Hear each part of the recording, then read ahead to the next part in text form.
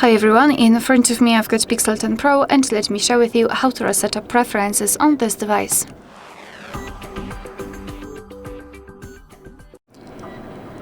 So let's begin with opening the settings, and here, let me go back, here we have to scroll and find the section apps.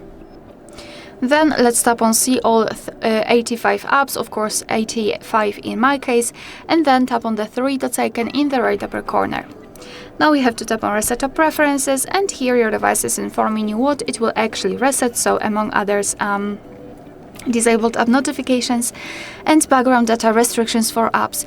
What's more, no worries, you won't lose any app data, so simply tap on reset apps and basically this is it.